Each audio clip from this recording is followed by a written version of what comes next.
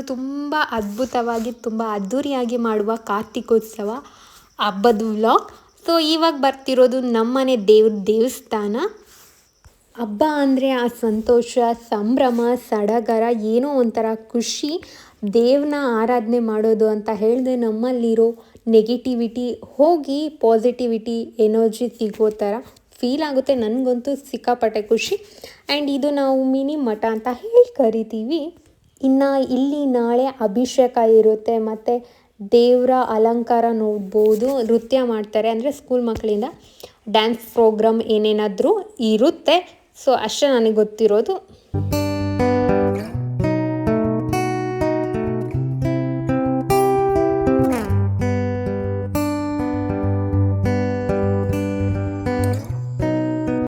ಇದು ಇನ್ನು ಊರಲ್ಲಿ ಯಾವ ಥರ ಲೈಟಿಂಗ್ಸ್ ಹಾಕಿದ್ದಾರೆ ಅಂತ ಒಂದು ರೌಂಡ್ ತೋರಿಸ್ಕೊಂಬರ್ತೀನಿ, ನೋಡ್ಕೊಬನ್ನಿ.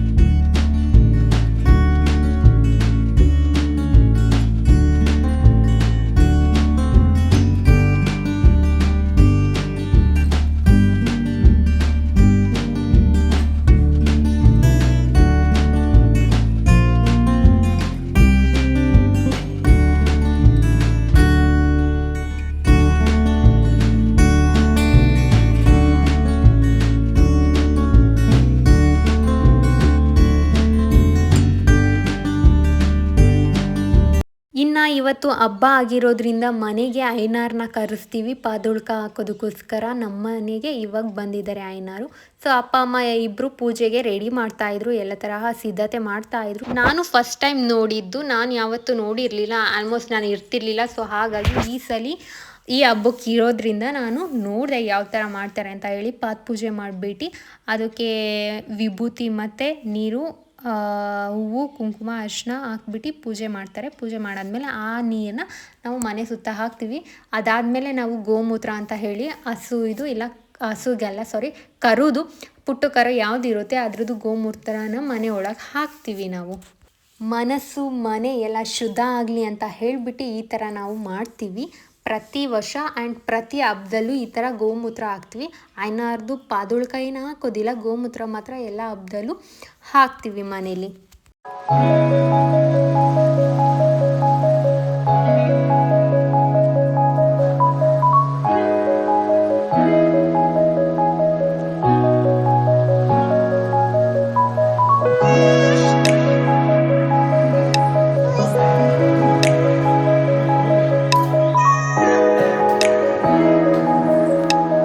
ಅದಾದಮೇಲೆ ಅಪ್ಪ ಅವರಿಗೆ ದಕ್ಷಿಣೆ ಅಂತ ಹೇಳಿ ಕೊಡ್ತಾರೆ. ಕೊಟ್ಬಿಟ್ಟು ಅವ್ರ ಕಾಲಿಗೆ ನಮಸ್ಕಾರ ಮಾಡಿಕೊಂಡ್ರು. ಅದಾದಮೇಲೆ ಅಮ್ಮನೂ ಕೂಡ ಅವ್ರ ಕಾಲಿಗೆ ನಮಸ್ಕಾರ ಮಾಡಿಕೊಂಡ್ರು. ನಾನು ಸಹ ಅವ್ರ ಕಾಲಿಗೆ ಬಿದ್ದು ನಮಸ್ಕಾರ ಮಾಡಿಕೊಂಡೆ.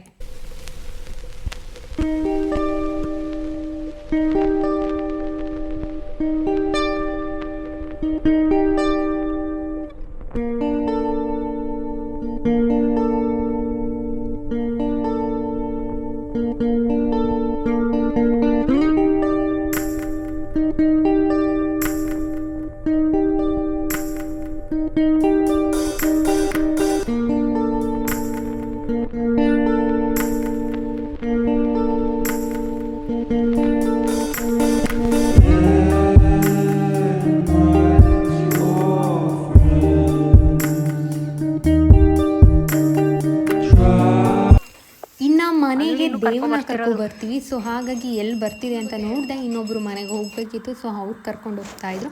ಅದಾದಮೇಲೆ ನಮ್ಮ ದೊಡ್ಡಮ್ಮ ಅವರು ನಾವು ನೈವೇದ್ಯಕ್ಕೆ ಏನೋ ಹಣ್ಣು ತುಪ್ಪ ಅಂತ ಮಾಡ್ತೀವಿ ಅಲ್ಲ, ಸೊ ಹಾಗಾಗಿ ಎಲ್ಲ ಥರದ್ದು ಹಣ್ಣು ಸ್ವಲ್ಪ ಸ್ವಲ್ಪ ಹಾಕಿ ತುಪ್ಪ ಹಾಕಿ ಸಕ್ಕರೆ ಹಾಕಿ ಕಲಿಸ್ಬಿಟ್ಟು ದೇವರಿಗೆ ನೈವೇದ್ಯ ಇಡ್ತೀವಿ. ಸೊ ಅದಕ್ಕೆ ರೆಡಿ ಮಾಡ್ತಾಯಿದ್ರು. ಅಮ್ಮ ಇನ್ನು ಒಬ್ಬಿಟ್ಟು ತಟ್ತಾಯಿದ್ರು.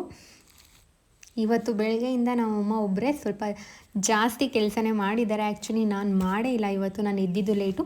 ಸೊ ಹಾಗಾಗಿ ಕೆಲಸ ನಾನೇನೂ ಮಾಡೇ ಇಲ್ಲ ಇವತ್ತು. ಯಾವ ಪ್ರಿಪ್ರೇಷನ್ ಆಗಲಿ ಏನೂ ಮಾಡೇ ಇಲ್ಲ. ಎಲ್ಲ ನಿನ್ನೆ ಮಾಡಿದ್ದು ಅಷ್ಟೇ ಪ್ರಿಪ್ರೇಷನು. ಇವತ್ತು ಹಾಗೆ ಅಮ್ಮ ಎಲ್ಲ ರೆಡಿ ಮಾಡ್ತಾಯಿದ್ರು ಅಷ್ಟೇ.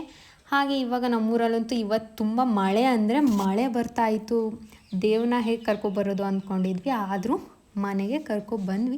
ನೋಡಿ ನಮ್ಮೂರ ಕಡೆ ಇವಾಗ ಆ ದಿನ ಮಾತ್ರ ತುಂಬ ಸುರಿತಿದೆ, ಮತ್ತು ಹಿಂದಿನ ದಿನವೂ ಇಲ್ಲ, ಅದಾದಮೇಲೂ ಇಲ್ಲ. ಆವತ್ತಿನ ದಿನ ನಾವು ಏನು ಪೂಜೆ ಇಟ್ಕೊಂಡಿದ್ವಿ, ಯಾವುದು ನಮ್ಮ ಹಬ್ಬ ಆಯಿತು, ಅದೇ ದಿನ ಮಾತ್ರ ತುಂಬ ಮಳೆ ಬರ್ತಾಯಿತ್ತು. ಇವಾಗ ದೇವ್ರನ್ನ ನಮ್ಮನೆಗೆ ಕರ್ಕೊಂಡ್ಬರ್ತಾ ಇದ್ದಾರೆ.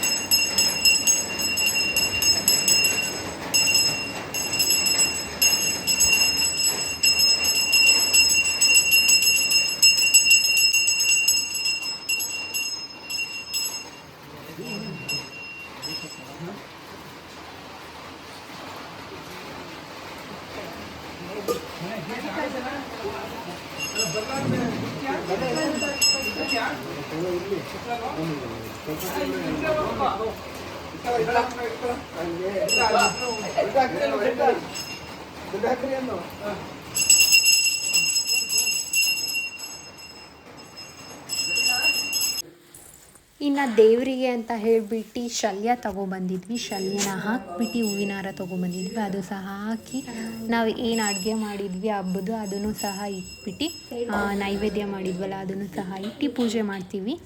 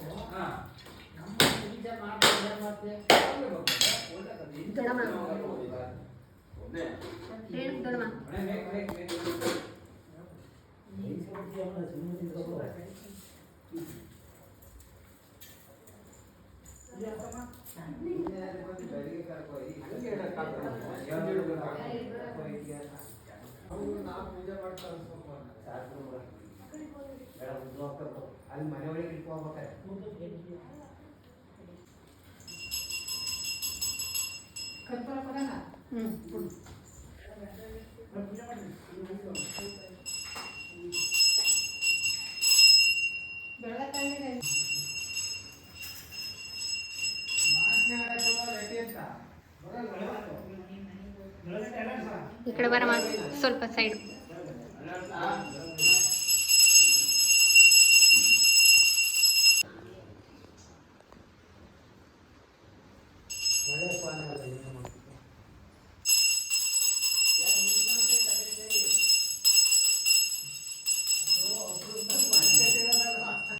ಇನ್ನು ದೊಡ್ಡಮ್ಮ ದೊಡ್ಡಪ್ಪ ಹಾಗೆ ಅಣ್ಣ ಅಣ್ಣನ ಮಗ ಸಹ ನಾನು ಅಪ್ಪ ಅಮ್ಮ ಎಲ್ಲರೂ ಪೂಜೆ ಮಾಡಿದ್ವಿ. ದೇವರಿಗೆ ಧೂಪ ಹಾಕಿದ್ವಿ.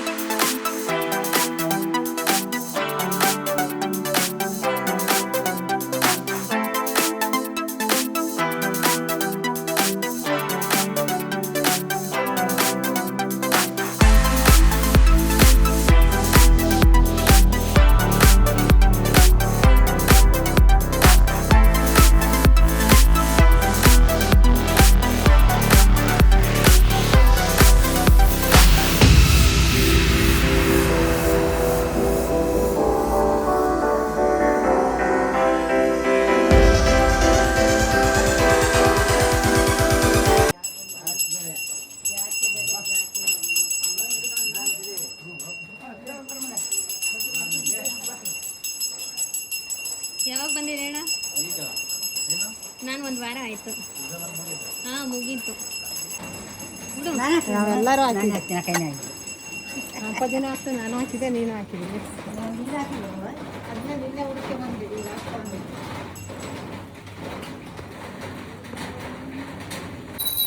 ಇನ್ನು ಅಪ್ಪ ಮನೇಲೂ ಸಹ ಪೂಜೆ ಮಾಡಿದ್ರು.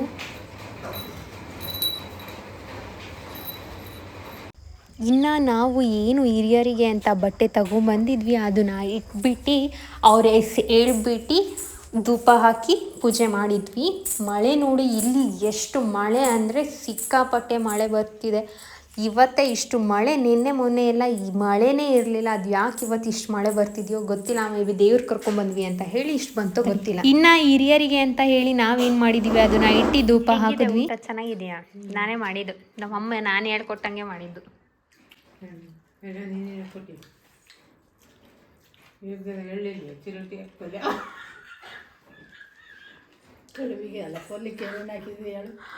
ಪಲ್ಯಕ್ಕೆ ಕಾಳು ಹಾಕಿದ್ದೀನಿ, ಬೀನ್ಸ್ ಹಾಕಿದ್ದೀನಿ, ಆಮೇಲೆ ಬದನೆಕಾಯಿ ಹಾಕಿದ್ದೀನಿ, ಕ್ಯಾರೆಟ್ ಹಾಕಿದ್ದೀನಿ, ಆಮೇಲೆ ಬಟಾಣಿ ಕಾಳು ಹಾಕಿದ್ದೀನಿ, ಆಮೇಲೆ ತೊಗರಿ ಕಾಳು ಹಾಕಿದ್ದೀನಿ.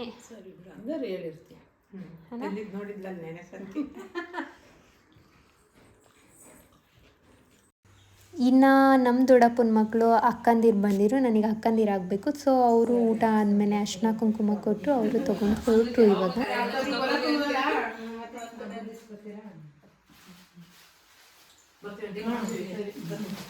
ಇನ್ನು ಮನೆಯವ್ರದ್ದೆಲ್ಲರದು ಆಯಿತು ಊಟ. ಸೊ ಹಾಗಾಗಿ ಲಾಸ್ಟಲ್ಲಿ ನಾನೇ ಸ್ವಲ್ಪ ಬೆಳಗ್ಗೆ ಲೇಟಾಗಿ ತಿಂಡಿ ತಿಂದಿದ್ದೆ ಅಂತ ಹೇಳಿ ಲೇಟಾಗಿ ಊಟ ಮಾಡ್ತಾ ಇದ್ದೀನಿ.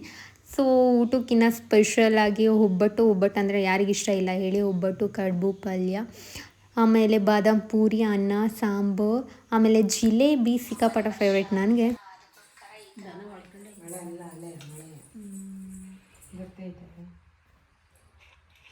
ನನ್ನ ವೀಡಿಯೋನೇ ನೋಡ್ತಿದ್ದಾರೆ ಇಬ್ಬರು ಸೇರಿ. ಈ ವಿಡಿಯೋ ಹಾಕಿರ್ತೀನಿ ನೋಡಿ ದೊಡ್ಡವ, ನಿಮ್ಮ ಫೋನಲ್ಲಿ ಬರೋದೆ.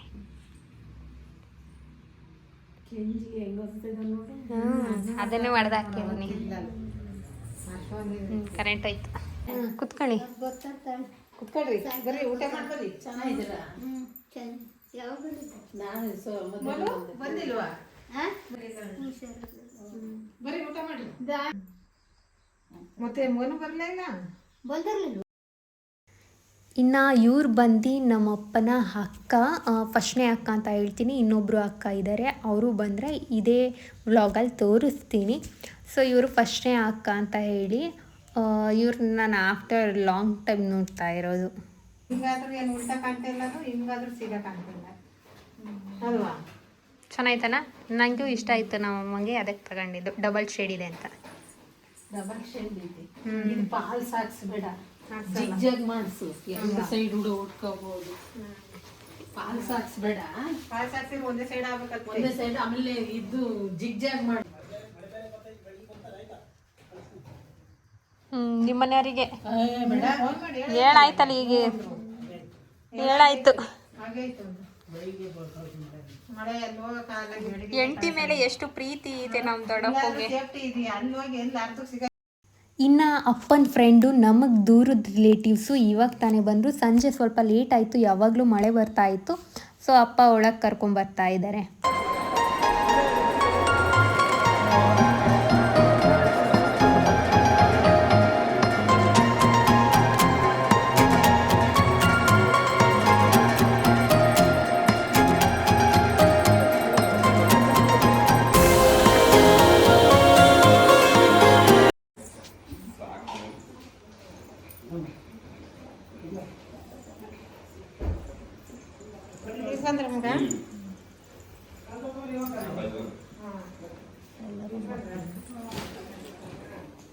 ಈಗ ಬಂದ್ರ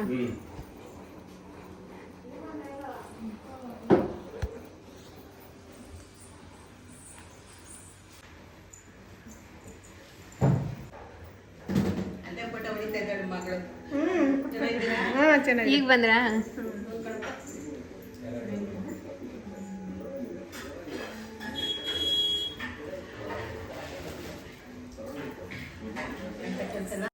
ಇನ್ನು ದೊಡ್ಡಮ್ಮನೂ ಸಹ ಬೆಳಗ್ಗೆ ಹೊರಟರು. ಅವರಿಗೂ ಅರಿಶಿನ ಕುಂಕುಮ ಕೊಟ್ಟು ಕಳಿಸ್ಕೊಡ್ತಾ ಇದ್ದೀವಿ.